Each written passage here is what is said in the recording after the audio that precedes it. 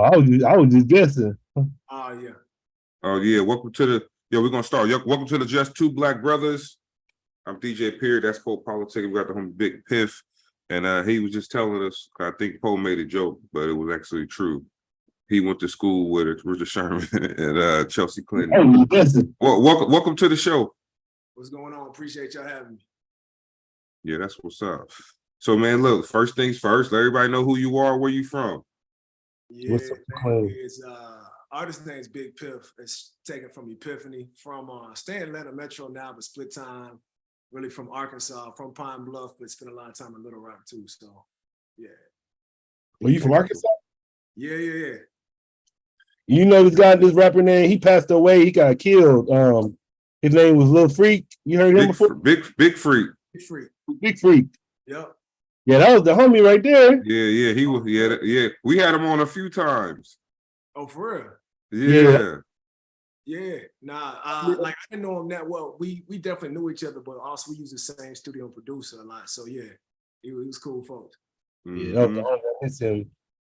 Yeah, Big Freak. We good. That was good. Just talk to us, man. We just have good conversations with him.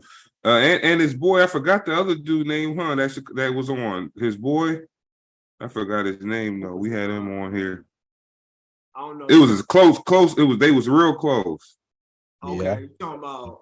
So I'm trying to think. He rolled with not Rod D, but Nah, it was like Lil something. Dang, I can't remember his name now. I don't know. Yeah, nah. Good people, man. So Yeah, I did sure. most of my artistry in Little Rock, and then I came out here. So like, I pretty much claim Little Rock, but I'm from Pine Bluff. Oh, okay. Then y'all had the documentary, the world famous Banging the Little Rock, right? Fortunately, yeah, we did. That shit probably like 25 years old now, probably older than that, because that came out like mid. Yeah, we was little. It was like mid. That's like that was the branded Arkansas for like 2 decades, man. Like whenever you say something, people are like, y'all be banging, right? They made it like that's all that happened there, huh? Right, like that's on every street corner. It came out in 94. Oh, dang, yeah. It's on YouTube now if you want to watch it again. So what? It's on YouTube. If you want to, they put the whole thing? No, I don't want to watch that. I'm good. But yeah, I saw it once. That was enough for me. all day. So, are you only a musician, or you do other things as well? Yes, I mean, like right now I actually do a lot like getting into filmmaking. So I just put out a web series based off of like a lot of my artist statistic career. But also I'm like what's called like a cultural ambassador, hip hop ambassador. So I go to like different countries and do workshops and perform and stuff. So I just got back from Philippines and Ghana. So I've been like 12 countries doing that. So yeah, performing, creating, I just do all types of hip hop creativity, man. So like doing a lot more audio visual, but still do music, perform with a live band, and like do workshops overseas and in the country sometimes. All right. And for the people watching, man, what is a hip hop ambassador? Yeah, man. So it's a fancy name that I accept because it looks good on a resume. But, what it is essentially you go to a spot that has relatively decent relationships with the U.S. and you teach, do workshop. I always say you listen first, right? You just go in there, try to learn like their culture, how they come about hip hop, and you come there and kind of like add a little bit more insight or structure from an American perspective. And a lot of times, because the places I go aren't always like Black based, I always infuse a lot of factor of like, don't forget the history where it came from, things of that nature. So workshops, talks, also performances. You just try to leave a place better than how you came. So cool. And where's a place you been where they had like the concept of hip hop all wrong, but you had to help them out? Yeah, so actually now, because like all the places we go to, they're already practicing, right? So like so I do stuff in the States where they got it all wrong. Actually, overseas, you'd be surprised, like the people who practice it, like they know the history. Yeah, like they're down with the roots. You know what I'm saying? Like they're talking about like all the elements. Like they're not just like rap. They're like, oh, we, B-boy, B-girl, rap artists, right? You know what I'm saying? So like most of the times when I go overseas, they actually like hunger for the knowledge, right? So they may have like certain they kind of have like the knowledge, but have never, a lot of them haven't been around like Black folks before, right? So they're looking for just that understanding and things they may have missed. But like you talk about in the country, man, it'd be all types of wrong here, bro. Like that's all. I go down the street and tell you something. They don't know who KRS-One is, huh? Man, I say, folks, like, yeah, man. So honestly, overseas is a little bit more well versed than a lot of places I do here. Yeah, shout out Night Stalker, man. Look, we had a dude born in Germany, born and raised in Germany. We had him on a couple weeks ago. Yo, how many CDs he had? Hip hop CDs he had behind him? Like about 1,000, huh? Yeah, a lot of them. Yo, he was just pulling joints out like PMD, EPM, all that. I was like, dang, you got all of them in there? He was like, I got all the essentials here. Right. So like because they're already interested in it, they already kind of like just been studying like the culture and don't have it. It's not as much as like a commercial thing for them in terms of the groups I work with. Like it's kind of like I've had students before in Myanmar, which is like South. Oh yeah, I know what Myanmar is. Okay, yeah. So like student there, she was pretty much like left by her family because she practiced hip hop. So I'm talking about like people sacrificed to be part of hip hop. Oh man. Because here they like, you know what I'm saying? It's a little bit different a lot of times. So man, that's weird. That's weird how that worked, right? Because look, you could tie that to other stuff too. Like people who live here, people who come here from other countries love the country more than people who are born and raised in the country. I mean, a lot of times we just take stuff for granted, man. Like because we have it, we be thinking about like that this is like our right. You know, I tell people all the time, like most people in America are in the top 20% richest people in the world. You know what I'm saying? Like, we don't think about it like that. It's like the rest of the world, different circumstances. Because a lot of times I work in communities that aren't normally affluent. You know what I'm saying? So a lot of them like, you know, they're decent for where they are. So it's not saying like they're impoverished or whatever. Sometimes they are. But it's like they don't have as many like luxuries and amenities a lot of times we do. So they like, and I'm making generalizations for what the ones I work in, they just appreciative more, man. So it's just kind of like stuff they get, they're embracing it and trying to want to learn the root of it. Where sometimes here, you know, rap is so widespread or things we have are so widespread that sometimes we just take it for granted. Now that's not every place here, but like a lot of times. Yeah, for sure. Yeah. And speaking of the roots, what are your hip hop roots? Yeah, what started you? You said what got me, what ruined my life in hip hop? So it's funny, my homeboy used to always try to put me on to so our Pine Bluff, so deep south, he was always trying to put me on to these East Coast artists and I couldn't get into it. So the first thing that actually hooked me was 8-Ball and MJG Lay It Down. And it was because the live instrumentation they had over the track, right? So like they were playing the bass and everything live back then. And so it was like this inroad to me because I was listening to a lot of like, you know, Motown and Stacks from my parents. So it gave me a good inroad. And then from that was like my gateway drug. And then I just went down the list. Like it was like a lot of Suave House initially. Then it went back and kind of like caught up to a lot of like the East Coast and then the West Coast. But it took initially just like the musicality that came from the South in the Suave House era. And what you know about Tila? Man, we go all day about Tila. Like, Rose in the club show. He had him tied up balling too, didn't he? Yeah. But nah, you know my favorite. Yeah, go ahead, Tila. No, go ahead. Nah, you know who my favorite though was South Circle. Man, name a song or two for them. They had It's Your Attitude. Yeah, okay. Right, like, yo, that was my favorite though. That's dope. So everybody like because how rapping certain styles, people all think I was like just heavy East Coast, but like man, Suave House from 8-Ball MJG, Tila, you said South Circle, like that was all it, man. I was like all. I need to go find that album now on Apple Music or something. South Circle I remember like one of my first songs I heard too was Mr. Big. Mr. Big. So I was like, I didn't understand it back then. I was like, what's Mr. Big? What happened? I was trying to figure that shit out. And it was a big homie. I was like, man, let me borrow the tape. So he would be borrowing the tape. Yeah, I remember 8-Ball G. They go hard. What first got y'all into it though? Like, what was y'all's first? Man, I grew up in the West Coast. So like I couldn't even listen. Like we ain't listening. Like people talk about Illmatic. Like now that I'm older, I can see how dope Illmatic is, right? But when growing up, man, we needed to hear some good beats. right? If you didn't hear no good beat, you turn that joint off, right? Like we couldn't do it. But now that was the same thing. So my homeboy, he came at me playing like Illmatic, and I was like, bruh, like, what's he rapping over? like he played Illmatic and he played Woo, 36 Chambers, and he kind of like played another one, and it was probably like Mobb Deep or something, like all that. And I just like the beats were so like I was like, man, I can't listen to this, my G. Now after I got like in a Suave house and then steady but surely like was picking up stuff, I could then go back and be like, okay, this dude's dope. But like initially, man, I couldn't do it. Only group I could be into, I was really into was Naughty by Nature, but that's because they use like a lot of samples and melody. Like, you know what I'm saying? Hard. Yeah, like treasures. Yeah. But their music, because they would do a lot of like melodies. Hey, you know. Here we go. That was good, right? In the West Coast, wherever you was at, you could listen to the Hear Me Flow song. So besides them, I wasn't really into it too much until, like, you know what I'm saying, had my gateway drug with Suave.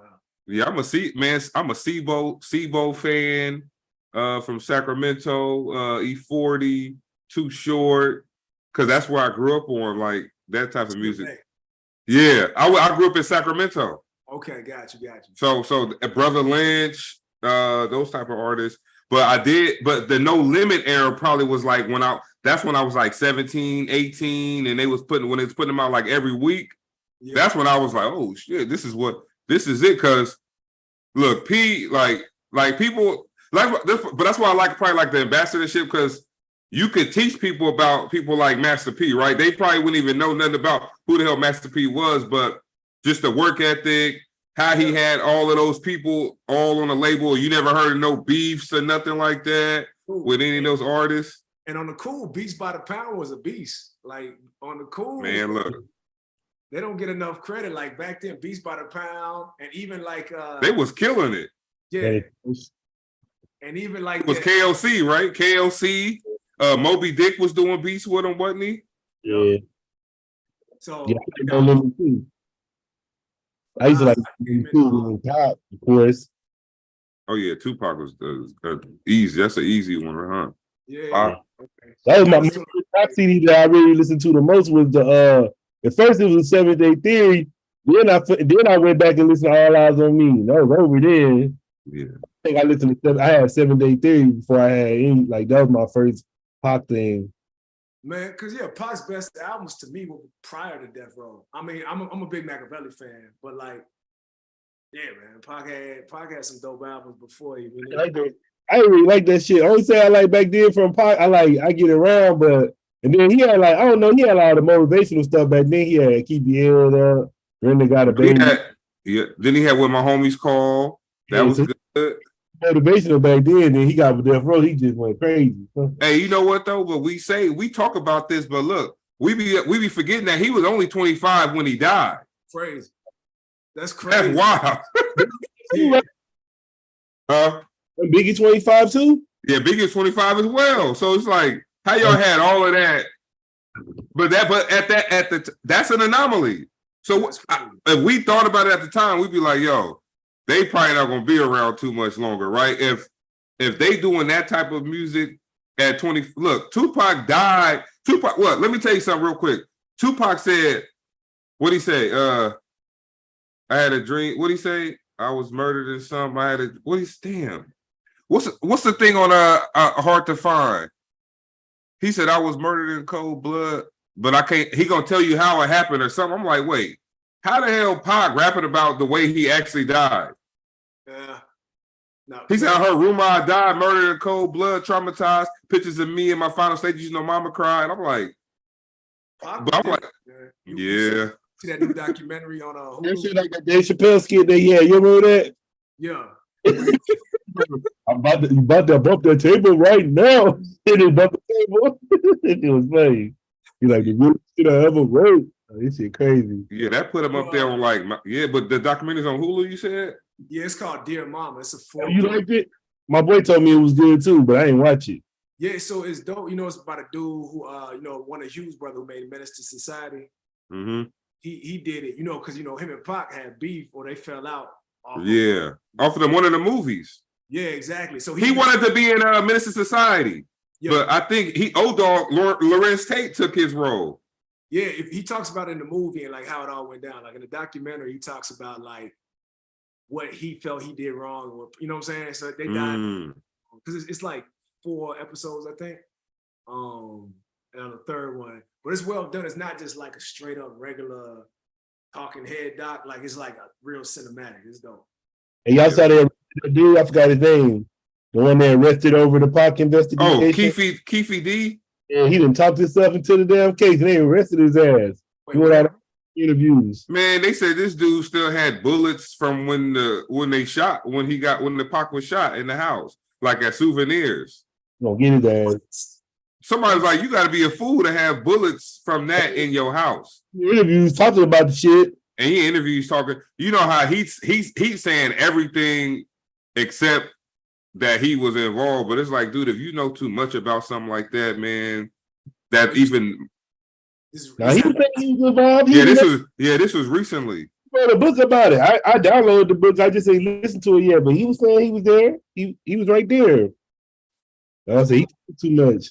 But that's why he got arrested. Shit. That's wild, man. Yeah, because ain't no statute of limitations on no murder, so you can't never talk about that. Look, you see what Puffy had G-Dep go do. That's like cloud chasing goes wrong, man. Like you were no remember G-Dep went and confessed to the murder. Was it okay? Yeah, he locked up. I think he still might be locked up too for it. Okay, I'm confusing G-Dep with Black Rob, but yeah, I know what you're talking about. Yeah. Black Rob died, right? Yeah, exactly. That's why I was confused. Yeah. G-Dep. Yeah, special delivery. Special delivery. Harlem Shake was who? Wait, was Harlem Shake Fab? Not because they would do Harlem Shake on a special delivery song. They would. Oh yeah, that would throw you off, right? Because they doing the dance to his song. Yeah. Yep. It was size 8 t-shirts. Back then.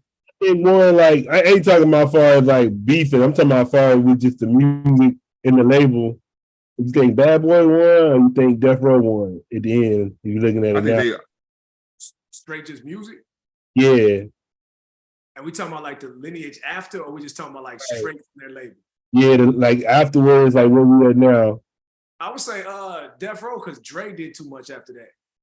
Like Dre has too much of an impact from, you know what I'm saying? Dre from what you had like Snoop, Elm, 50. Oh yeah, that whole tree, right? Yeah, and even a little bit with Kendrick and Pac, Anderson .Paak. So I mean, I think after that with Biggie music, I mean not Biggie, Diddy only had like Sean Combs. Exactly. Like, you know what I'm saying? He got himself and Cassie. Yo, that's funny. His son. He got his sons. I think Diddy did more multimedia wise. You know, he got Revolt and he started doing like, what was that, Making of the Band? But in terms of music lineage, I think Dre was just too big and had too many hands and stuff, whereas Diddy kind of never really. Hey, but you know what too? You ain't even count Snoop. Snoop, yeah, it's old, right? Like Snoop, shit. Snoop. That's it's a wrap. He might be bigger than Bad Boy by himself. To bring us back full circle, one of the top 3, I think, Snoop albums actually, I think, happened on No Limit, man. That album was actually dope and the people give it credit for. Yeah, which one though? No Limit Top Dog or The Game Is Sold to Be Told? He had 2? He had No Limit Top Dog. Which one was first? First one was The Game Is Not to Be. The Game Is to Be. The one with Woof Motherfucker Whoop. That one was the first one. He had the song with Don't Show Me No Love. I think that one. The first one. Sold Not Told. Was Tank Dogs on there? I think Tank Dogs on the second one. Oh, okay. What was the other song he had? That was the big song out of those No Limit. People don't understand though, man. That was a bounce back because when he had dropped that second album was whack as hell. That album was bruh. He might have had the wackest sophomore album. Like his second album was like, I remember trying to like it, and I was like, nah. The No Limit one? You remember he had came out with Doggy Style and then he dropped The Godfather or Doggy's Father? Nah, Dogfather. But look, I'm gonna tell you something. Dogfather, now, if you go look at like Dogfather, that's probably it's his worst album, but it still did a lot of numbers though. No, it did numbers, right? It did. Yeah, numbers. Dogfather did some. But it was. But compared to like, but I'm saying it was a bounce. The game to be sold was a bounce back from the Dogfather though. But that was also him getting away from Death Row too. And he's highly of P. He's like P gave him like one of his best deals. Oh, they had Wolf. Oh, True Tank Dogs. Then he had the. I'm looking at the. Ain't nothing personal. Picture it. Oh, DOG. $20 to my name was on there. Show me love. Slow down.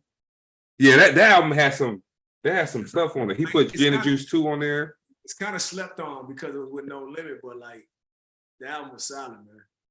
Yeah, nah, Snoop. Yeah, Snoop. I'll give it to Death Row as well too, because like, yeah, like you said, Diddy didn't really bring out no real rappers after that or whatever, and Death Row. But I don't know. I think as far as like that whole situation, though, I think both labels lost because I feel like both labels put those two artists up against each other when they never really wanted to do that. So like with Pac, I always say, like Pac was trying to get out of jail, man. Like Suge was that means to get out, but Pac wasn't aware of what he needed to do for him to get out. Like my thing is, I wasn't there, but it could have went along the lines of like, yeah, we could put you on, but we need you to face to go at these East Coast, blah, blah, blah. But like, man, look, that wasn't even who Pac was. Yeah. But the media had something to do with that shit too. They was doing it too. It wasn't just the record labels. You remember they put out the magazine talking about East Coast, West Coast beef. I think it was Vibe. So the media had something to do with it too. They was hyping it. Yeah, it was so many for like he got the new, gets fresh out of jail. He was becoming as big as he was ever in terms of celebrity.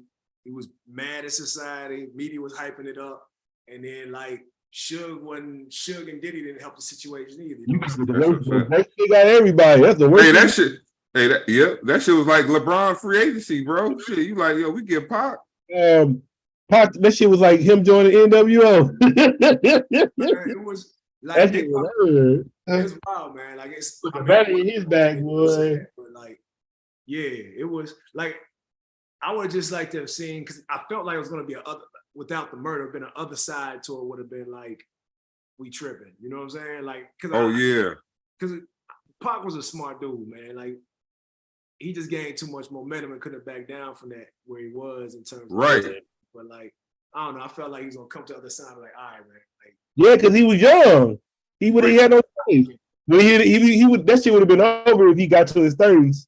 Yeah, man. Yeah. Facts. We would have, man, look, I feel like we'll be in a better place, man. Like we revere him up there along the lines of like Malcolm X and Martin Luther King. Right. So he and that was just off of music and movies and stuff like that. And plus when you heard him speak, you already knew, like you said, he was smart and educated. But like you said, he got in too deep with that situation, right? Where it's like you doing stuff that you wouldn't even normally do.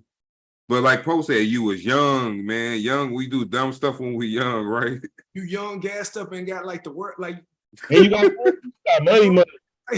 You come on, everything, all the resources. When they get the money. When he had Madonna, wasn't he with Madonna or something they said at the time or something like that? I was like, dang. Yeah, like, dude, like when you put in perspective, if you told me at 25 and I was pretty chill, I still just did dumb stuff. You know what I'm saying? Right. Stuff where I was like, bro, like what was I thinking back then? So I mean, like you said, we hold him to this high regard, which he should be, but it's also just remembering, like, dude, he was 25 years old and a superstar who was mad at the world and was getting gassed up by like media and his own people. You know what I'm saying? Like, that's a fact. They just gave him his his Hollywood star. Who? Tupac. Man, they got paid $75,000 for their star. I heard about Yeah, because he paid for some. It was like a 70s singer or he paid Melba Moore's star fee. Yeah, I was like, damn, that shit cost that much. So this is a slight tangent, but who y'all listen to nowadays that came out in the last 5 to 7 years? Anybody? Like any new artists? The Baby. The Baby. Yeah, I'll be fucking with The Baby. Baby, not Baby, right? The Baby, DA Baby. Right. Yeah. Oh, you said last 5 years? Man, you know what? You know what album I'm listening to right now? He might have been. That joint so hard. The Killer Mike album. Killer Mike's hard. That new album. I like Sauce Walker. Dude. I like Sauce Walker. I never listened to his third project because I started hearing people who I trusted being like, hey, that new Sauce Walker, was it like volume 3? Yeah. Surprisingly dope. I don't know if y'all listen to JID. Oh yeah. And he with J. Cole? Yeah, J. Cole. Yeah, I heard a couple songs. He was on that compilation. You should check out Forever. Like his Forever album is like pretty masterclass, man. Like it's way better than other stuff I heard him do. Yeah, I like 21 Savage. 21 Savage figured out. He grew up. He grew on me. Yeah, everybody was, you know how they was making fun of him when he went to jail and shit. Like, oh, he from Brooklyn. Man, I listened to that nigga shit. I was like, damn, that shit hard. What you talking about? I like that shit. He raps better now. Like, I don't know when. He rap better. I heard it because I heard it when he first came out, and I was like, bro. And I hear his new stuff, and like, oh, okay, dude's clever. He went to work. He worked on the craft. He did. I listen. Oh, and new. If I go new, it's Rilo Rodriguez. Who's that? Right there. He got a Taylor Port Junkie. He got the song Taylor Port Junkie, but you know, I had to grow on it. Oh, and Nardo Wick too. First, Nardo Wick, I didn't really like him because I'm not a fan of the off cadence rap or whatever. But like, just listen to it like that song he had with Dirk and all of them, Dirk 21 Savage and G Herbo. What was that? Who Wants Smoke With Me? The beat helped him a lot. Yeah. So I got Alabama. Nardo Wick. Huh? Alabama. Oh, he's from Alabama? Mobile, Alabama. Man, I didn't even know that. Yeah. Dude that just died named Rodriguez. There's another dude that just passed away. I'm looking him up now, but his name is like Rodriguez too. I was trying to tell folks the other day that the last 5 to 7 years, actually, I find there's more dope women MCs than. Yeah, y'all know about that dude named his name Dope Boy Raw? I ain't heard.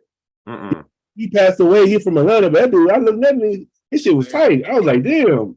I was like, yeah, named Dope Boy Rod. He was signed to Grand Hustle for a little bit, but I think when he was signed to Grand Hustle, he went on a different name. But you look him up, he got some tight stuff. Man, he passed away. I think they said like he was. I guess he went to Chicago. They said he just ended up missing. And they say he showed up dead. So they trying to figure out what happened. That was like a month ago, probably. Is it Ra or Rob? R.A. Dope Boy Ra. Okay. I'll write it down, man. What you said about the female rappers? I was naming a few of them. Like I was saying, in the last 5 to 7 years, I find like a few dope women rappers in there. Like I don't know if y'all was in like Chica, Lil Sims, Doechii. I heard Chica Doechii. Yeah, my girl be telling me about Doechii. Oh, Chica dope. Yeah, but she was like she went through a lot though, man. You know how they was treating her in the beginning, but I just seen her on the documentary they got on Netflix. I like. You seen the female rapper documentary they got? It's on Netflix.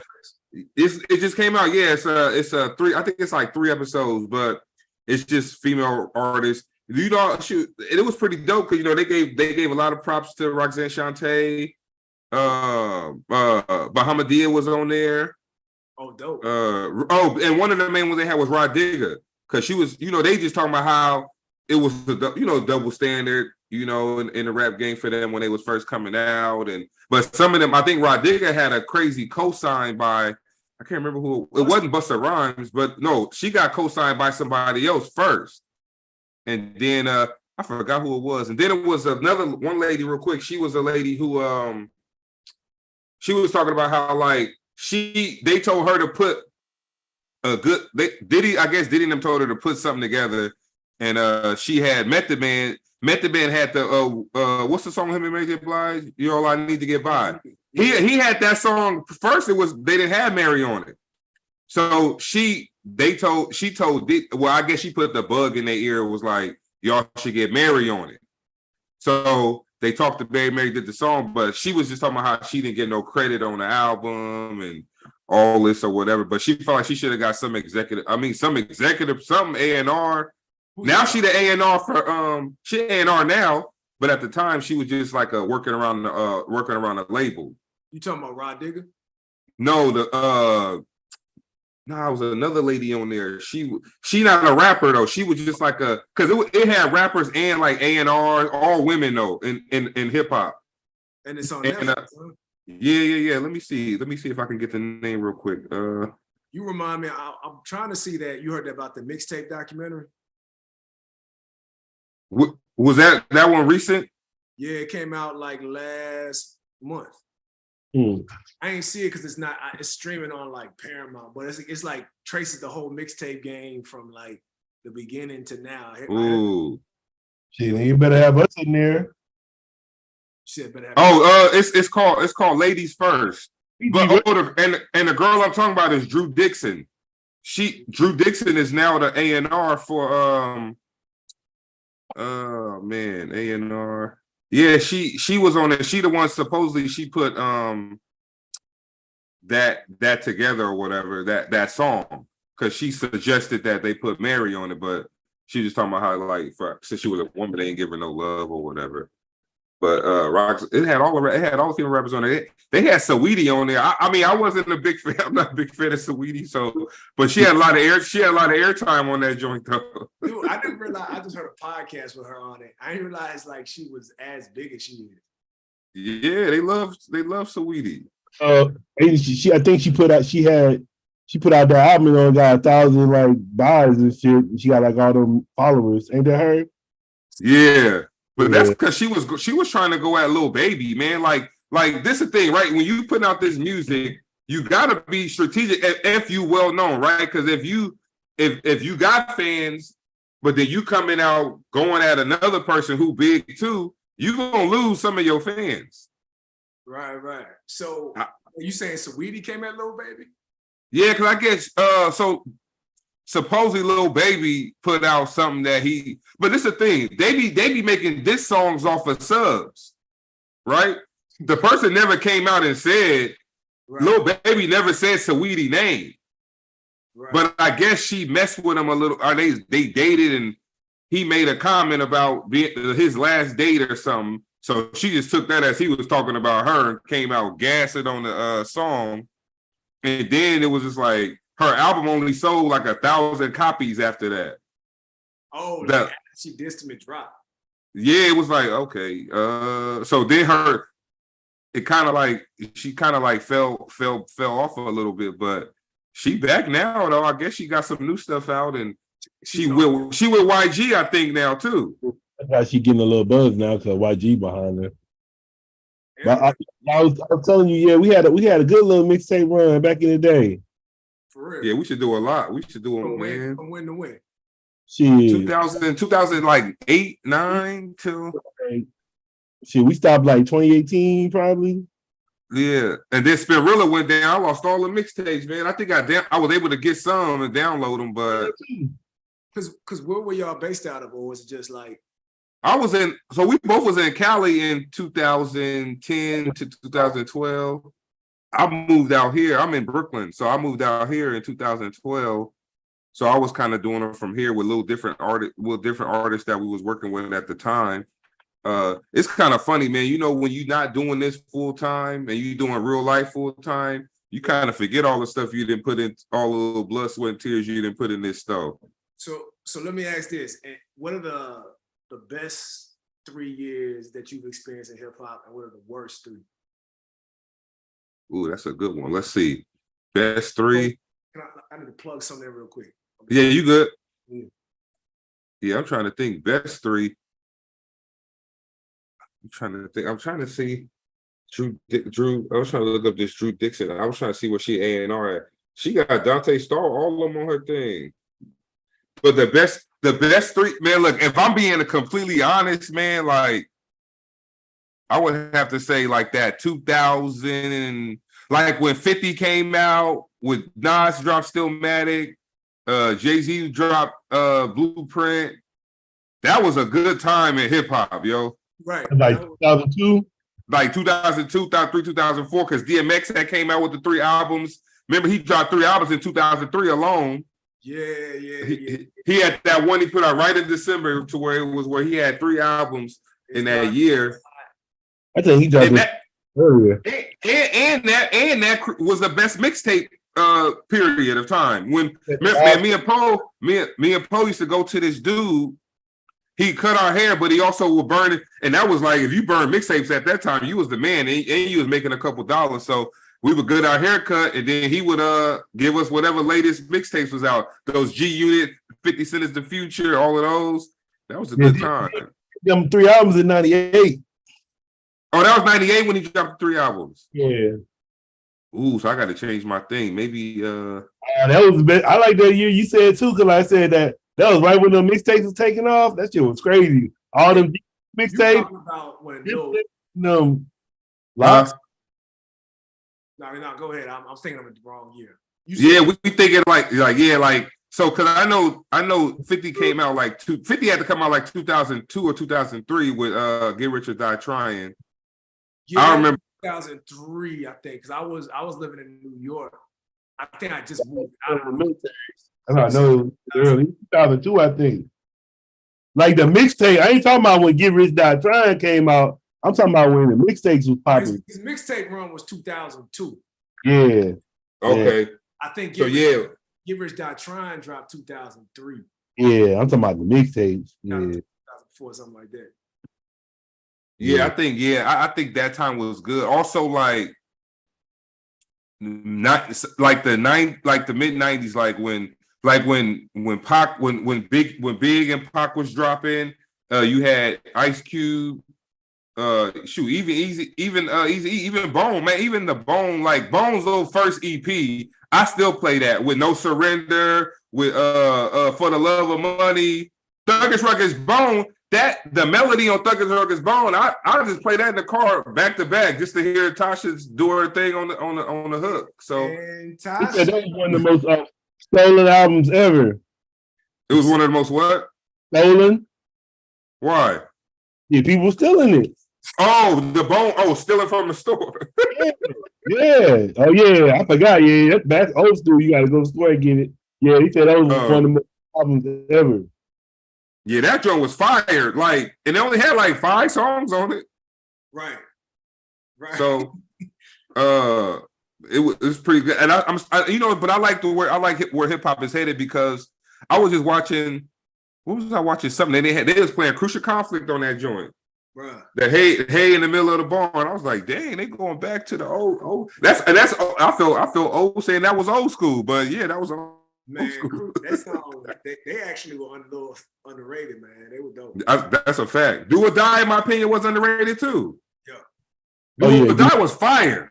Yeah, they got some songs. That was but you know what's funny? We interviewed Speech from Arrested Development. Okay.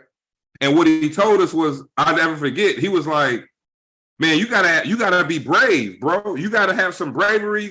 Because when they came out, it was the gangster rap era, and they won a Grammy. That's crazy. Now they came out like everybody was here. They was way off, right? With Tennessee and Mr. Window. Everybody like, what the? We liked the songs because they sounded good. They was over there with PM Dawn. Yeah. Oh yeah, I could. PM Dawn videos used to scare me. I'm like, what are you talking? Man, he look crazy, but nah. Shout out PM Dawn, but nah. Yeah, man. Rest of Valley. He was like, they took a risk coming out with that lane, but that's when the lanes all started in hip hop too, right? Cause it was like, whoa, you ain't gotta be a gangster rapper to be big in hip hop. All the lanes. Now we got a lot of lanes, right? Everybody got their different lanes where they could eat off of the genre. All nationalities can now eat off the genre because all nationalities got a lane, and all genders. You know, they talking about we ain't had I think we had one number 1 album. We haven't had a number 1 single yet this whole year. Yeah. A hip hop single. Wow. Yeah. They said it's gonna be the first time. If they go through the whole year, it's gonna be the first time in like 26 years. That's crazy. Guy had a number 1 album, but I don't think we had a number 1 song yet. On the cool, I always salute the Bay, because the Bay always kind of had like their own flavor. Like they had the heavy pimping, but then you also had people like Far Side and what was that 97 to until 97 to Infinity. Souls of Mischief. Souls of, you know what I'm saying? Y'all always had that. You had like the Loonies.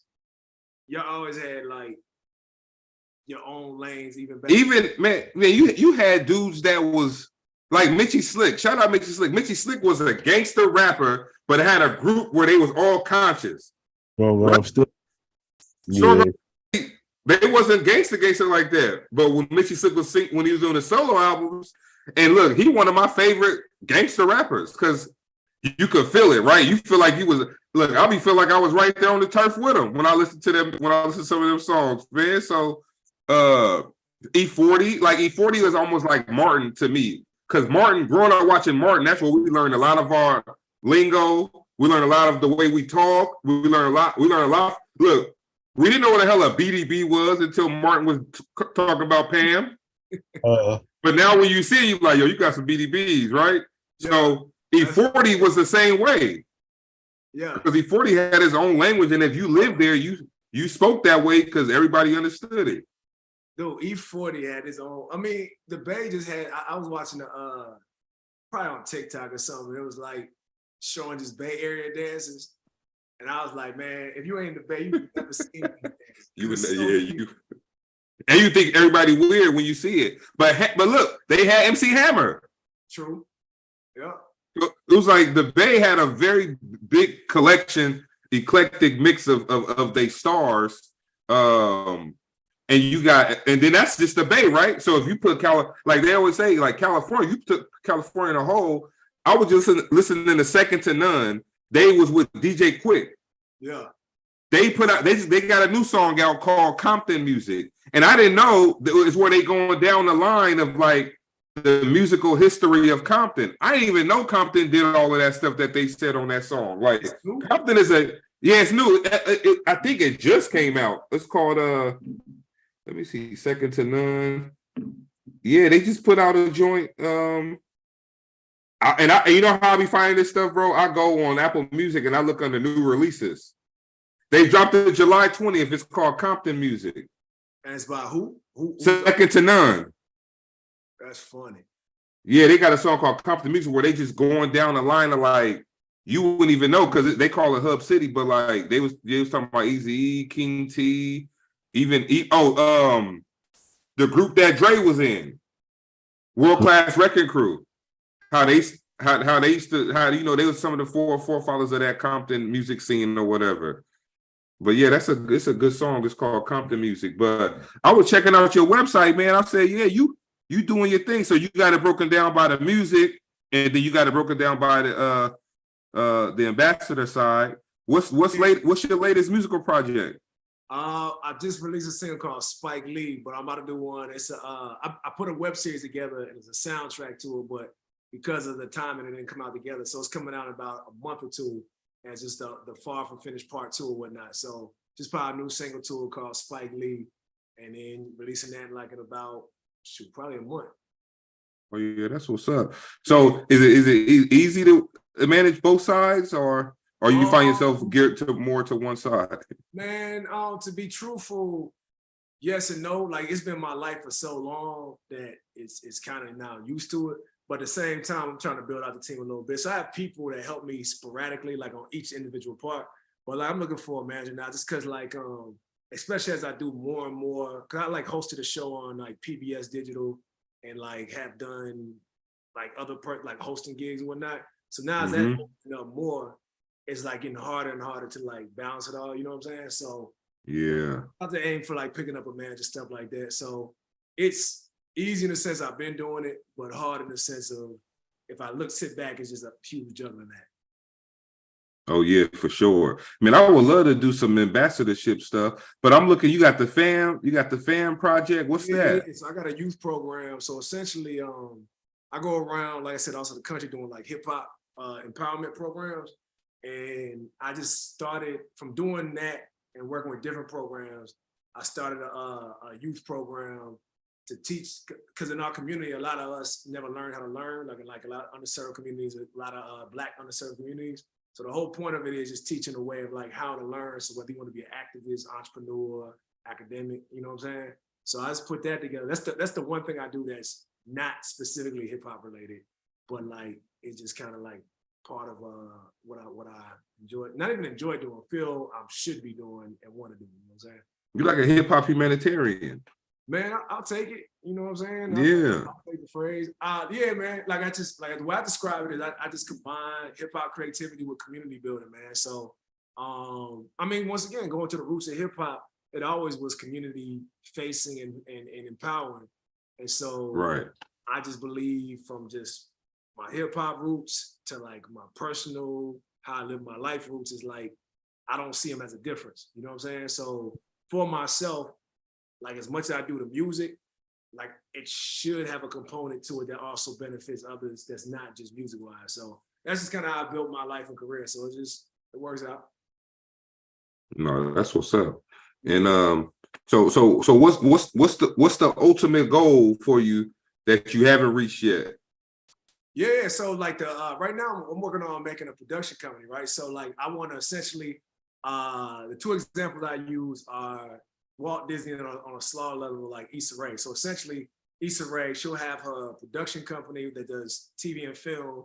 Then she also will do music that goes into TV film. And then she has like physical events, and she also has like physical properties like her coffee shops, right? And they all feed each other and like empower community by hiring them and giving jobs in the area. So for myself, I'm working on tying it all together. So like as I make programming, the music comes from people I work with. And also we do these physical events, and also we have the fan project rolled into it. So honestly, we want to build that up for the next 13 years and then see what happens after that. Oh yeah, no, man. That all sound good. Speaking of Issa Rae, I just saw that Netflix put all the what's the show called?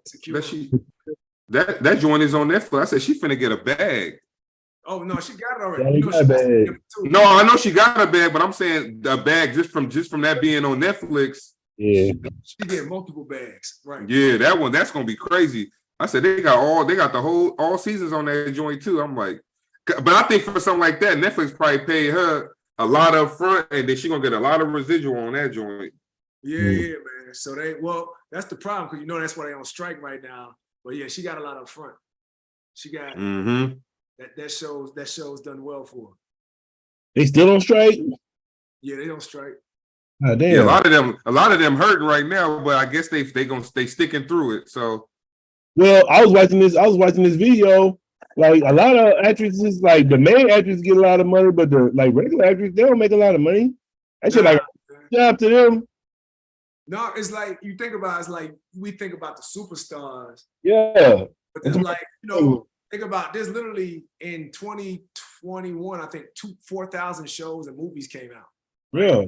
You know what I'm saying? So after you name like the top 50 or 100 people, everybody else. You don't even know them people. You be looking at TV like, my wife be watching stuff. She'll be like, who is that? I don't even know who they are. You see him, you be like, oh, I know him. I see him in other movies. But they don't be money. It's like rap though. You could name the top 30 artists, but like I know a whole bunch of folks, and I ain't like counting their pockets, but I can like do math, and it's like cool. You know what I'm saying? It's cool, but it ain't like they could just retire off that jump. Yeah, then I know a girl. She do. They call themselves professional actors, but they not under the SAG. So they be doing like a lot of them do those Tubi movies to get a couple dollars. In the meantime, shout out to Tubi. Yeah, shout out to Tubi. And you know what's funny? Misconception about Tubi. They play everything on there, right? People just think Tubi is all those black movies. They got all movies. Yeah, they got all the old school black movies on there too. That's why I be on there right now. Men's Society. I always watch Jakey promoters on there. The reason Tubi started getting his name is because like unlike Amazon and Netflix, you can get on Tubi like a lot easier.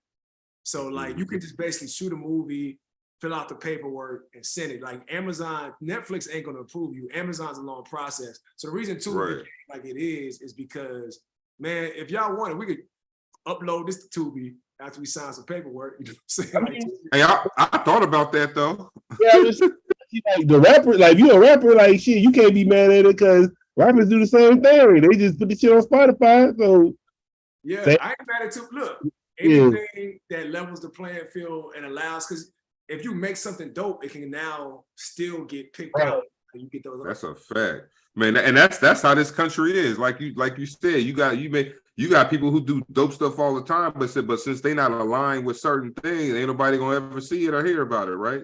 So I ain't got a movie at all. It's a good movie on there. I saw it's called Who Moved My Potato Salad. It had Jaleel White and Pinky on there. Oh man.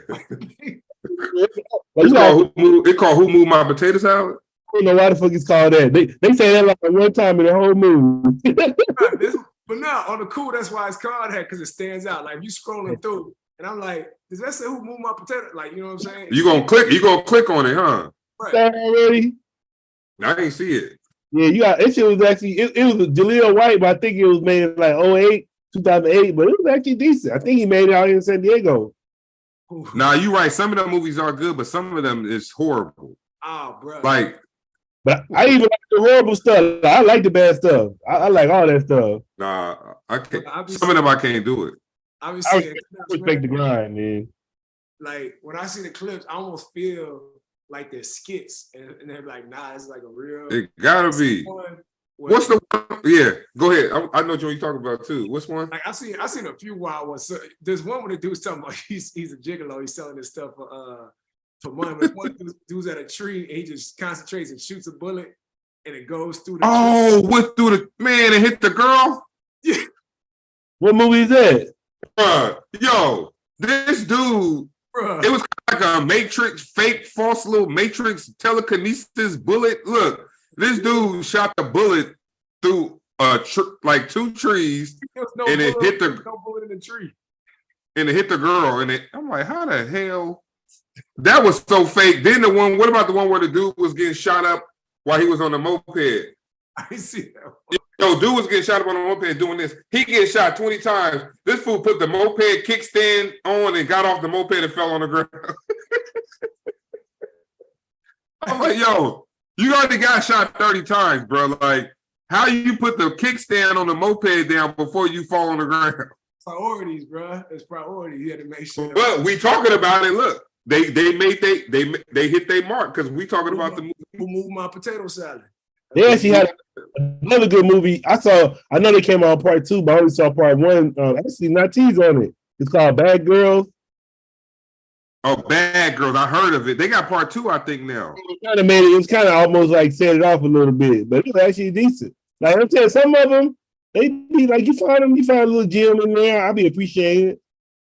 I mean, like, it may gonna be good, but you find some good stuff every now and then. People doing stuff ain't got the budget, so it's kind of like the most they can do. The idea was cool, so I mean, I respect it.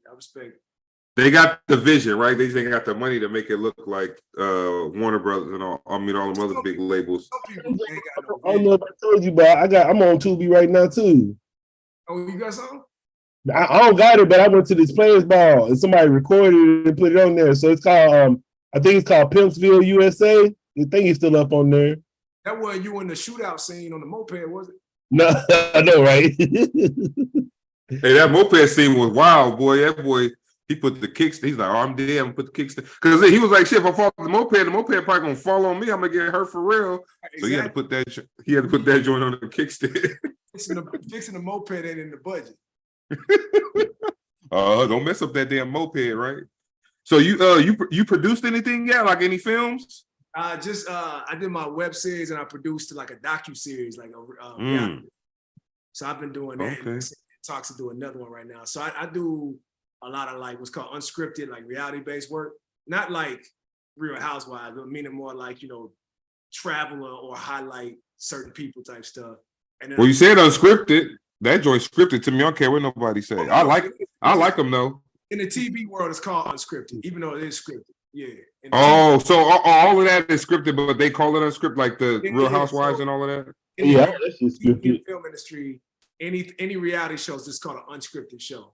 But you're right. Technically, because they don't have lines, right? They're not giving them a script and all of that, or they are. So I was also on. I don't know if y'all remember. BT had a show called Ultimate Hustler. Yeah, with Dan Bush. Yeah, so my homeboy, that was my business partner back in the day. That's like one of my close friends. I was on an episode of that. Yeah, the dude who won. was so anyway, I was on an episode. Yeah, man, you be walking around. There's somebody over there like, hey, y'all should think about this. Y'all should think about this. Oh man. But I guess they good at it depends on the people. They make it more realistic. Like some of them I could kind of, but if the same things happen, then people will just already know, like I already know somebody gonna get a drink thrown on them. I know somebody gonna fight at a party. I know. So what they do is make situations that's likely to happen. So say if like y'all two got beef, they'll be like, hey, wait till tonight at 7 o'clock till we come to this dinner. And then before the dinner, they're gonna be like, do you want some more drinks? So they're trying to get you look it up. They wait until the optimal time. So if you just wanted to see them now, they would be like, nah, don't do it. Wait until 7 so we can catch it. You know what I'm saying? So it's not it's not like they just feed you lines. It's more so that like they know how to structure everything to get the ultimate like bang. Right. You know why Zeus Network? What's that? It's like it got like he don't want to watch that. You got like Cabaret on there.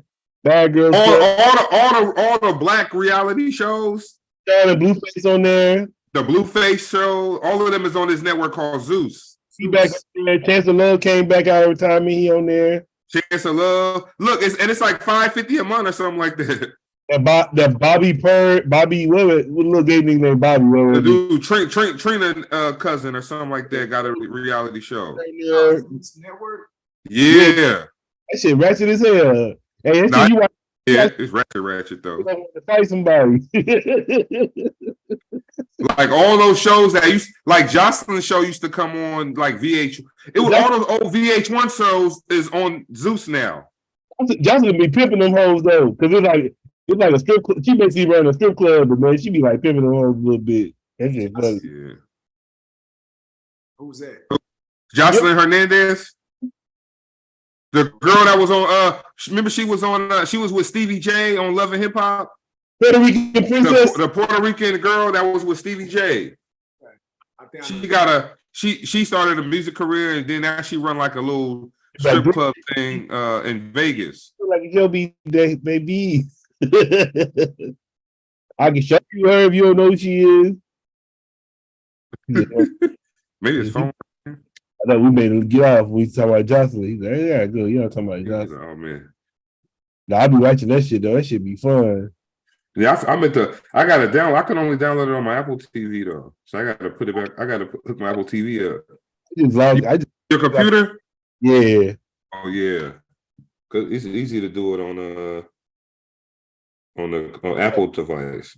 Got a new one right here. Look at this shit. What? I'll wait on him for a little bit, then he'll come on in a little bit. We're gonna get off. Look at this shit. You see it? Oh, they got a New York one? No, you see how she bleed? Dang. I know. Hey, I'm gonna say I was actually watching this this one the other day. It was top ranked. It's some boxer coming up. Who made one verse 2? Oh no, he just be fighting them down random ass exhibitions. He be fighting. This some dude. Okay. He fighting like little social people. I thought that was Mario Chalmers. I'm like, what? It's some social media dude from the UK. Yeah, they got Blueface on there. Blueface just sparred with Floyd Mayweather. He was doing kind of good. You saw that nigga got stabbed? Who? Blueface. Oh yeah, somebody walked up on him and stabbed him. Yeah, the boxing gym. Dang, he was training for a fight, wasn't he? Yeah, I think he was.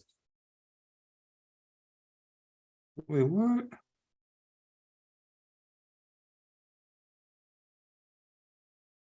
What happened? No, I was trying to read something on the ESPN thing. They trying to get somebody for something. But I gotta read. Well, I didn't even see it though. Jason did something. I don't know. She might because this was already an hour anyway. Yeah. Oh yeah, we had an hour. Hey, everybody, y'all go follow Big Piph. That website. I'm gonna give y'all the website before we go. It is Big Piph, BigPiph.com. He doing a lot of amazing things, man. We want to shout him out for coming on the show. Y'all be good, be blessed, man. Y'all be safe, stay sucker free, all that. Oh, you got anything? God bless. Good night.